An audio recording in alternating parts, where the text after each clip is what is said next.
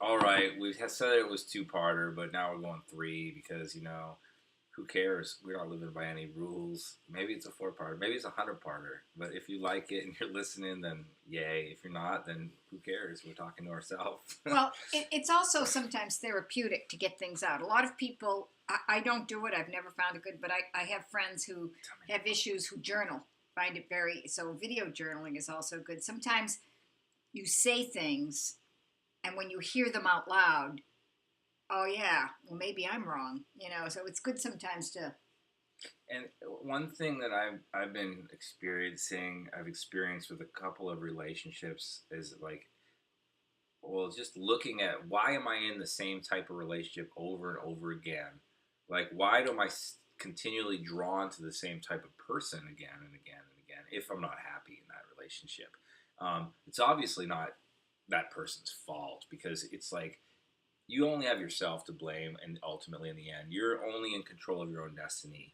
And if someone is not doing it for you, if you're not cutting the mustard, as they say, that it's your obligation to move forward and to put yourself in a position where you're happy and you can satisfy yourself. And instead of whining and moaning and bitching about the other person, hoping they'll change, or getting the other person to feel sorry for you so that they'll change or like you or want to put you in a position to feel happy. And this is something I need to follow. I'm saying this for my own advice. It's time to like move forward because people don't change. No. I mean, they don't. I mean, people can change, but if they're willing and wanting on their own volition, but you can't change someone. You can't. And someone can't change you. No, and if they have their own volition, it's not that you can convince somebody. And I've been in situations with people where I try to offer criticism, whether it come across to them constructive or otherwise, and in their mind and eyes they see it as an attack. Well, as do we. When somebody does that to us, we see it as an attack. So as much as you say you can't change other people, you're trying to change them.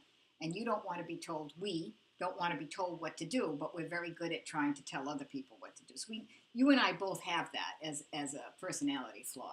And I don't say it's a flaw. I think it's a tendency more or less. Well, you can change it. That's something we can change. Because one thing I've learned in studying communication is the golden rule of communication is not the golden rule that a lot of us grew up learning. The golden rule that we grew up learning is treat other people the way that we want to be treated.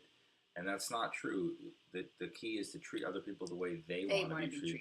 That's especially relevant on cross-cultural communication. Right. Because, in American culture, we have a certain way of treating people, whereas in certain Asian cultures, you don't make eye contact. In certain Middle Eastern cultures, it's respectful to be up close to someone when we talk to them. So it's across the globe, it varies.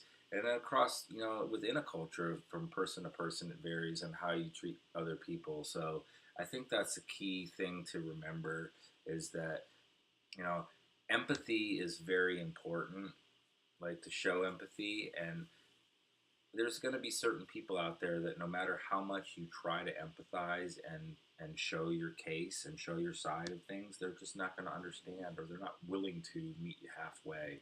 But you don't have to solve everybody's problems. You don't have to be in a relationship with everybody. You don't have to, get everyone to like you. Exactly. And you don't have to like everybody. You just have to love yourself and be true to yourself. That's right. That's right. As long as at the end of the day you can look and say, I did my best and I tried my hardest.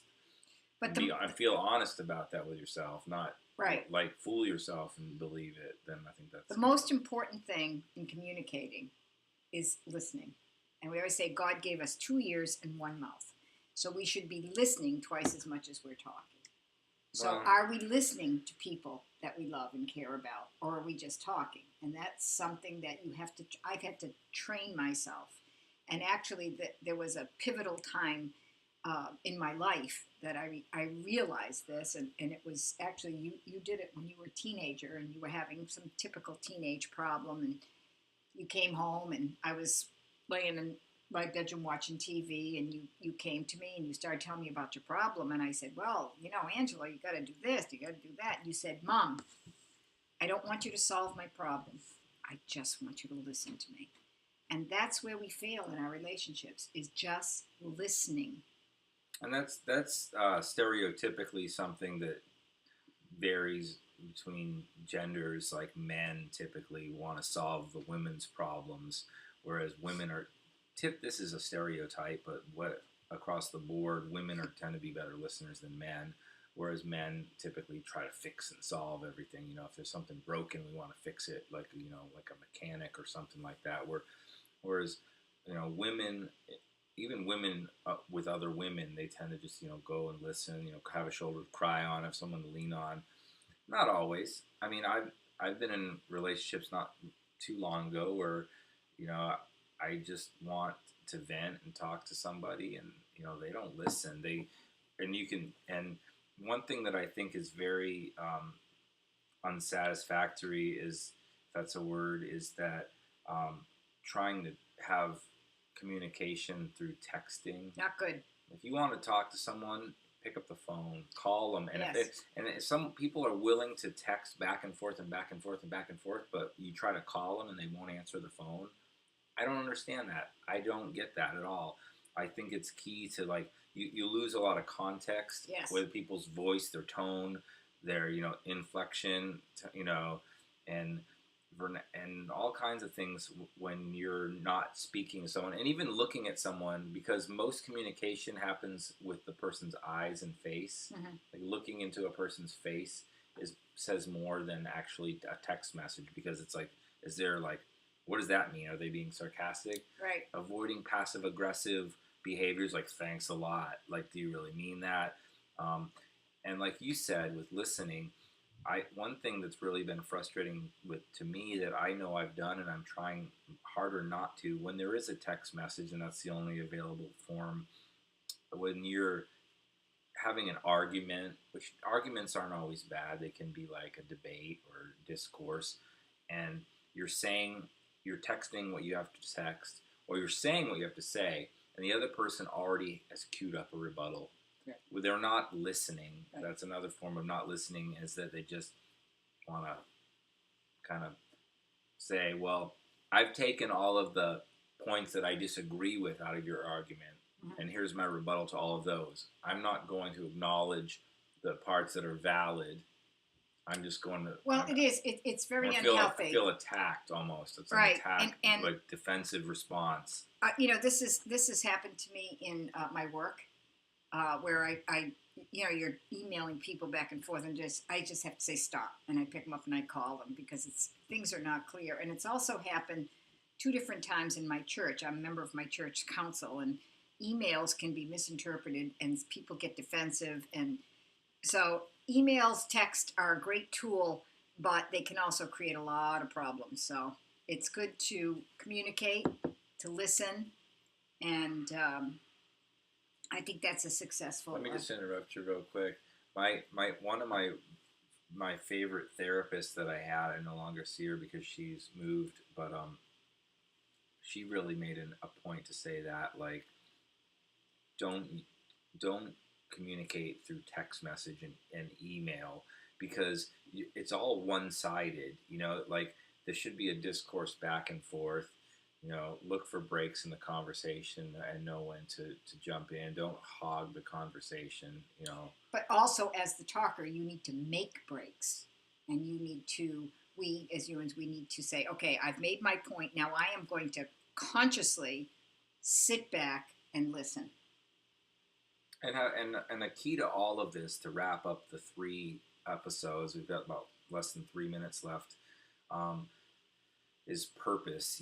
What is the purpose behind all of this? And I would say that the goal of my video journaling that I'm sharing with you, and I invited my mom along with today, is to bring more happiness into my life, and therefore, if I'm happier, I can share more of that with other people. Because if mama ain't happy, ain't nobody happy. Like, that's kind of, if Angelo ain't happy, he's not going to be able to make other people happy around him. If I'm just a ball of negativity and feeling down, feeling crappy, and sometimes it's just like, I can't help it. I feel like shit. Like, I'm having seizures and I'm physically just unable to move, and I'm just lazy and sitting on the couch, and I just feel like crawling into a ball and dying. But I'll just have this last situation. A couple of years ago, somebody very close to me had a member of their family extremely ill,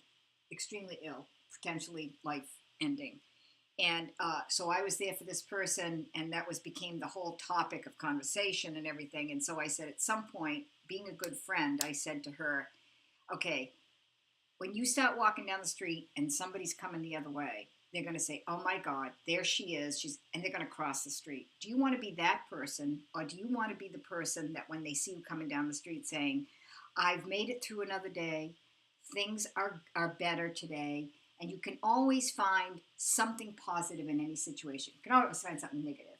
But do you want to be that person that people run from because they know troubles all the time? It doesn't matter who you are. There's always people that have it worse than you, exactly, and that approach life with a more positive attitude than you do. And is that the person you want to be? I mean, you don't have to be like Ned Flanders, where you're like, oh golly golly, no. like I just lost my whole family in a flame, burned the house down. Now I'm happy. Like, no, of course not. No, and people will be there for you, but if it's incessant and if you're grieving and you need someone, don't be afraid to ask for it. Right. But by the same token, try to make the steps necessary to move forward. Seek help, seek counseling, and do something that's cathartic for your life. Then this is what I do, and hopefully you have something that you can find that makes you happy. Thanks, Angela. Thanks, Mom. I love you. Love you too. Thanks for listening. Peace.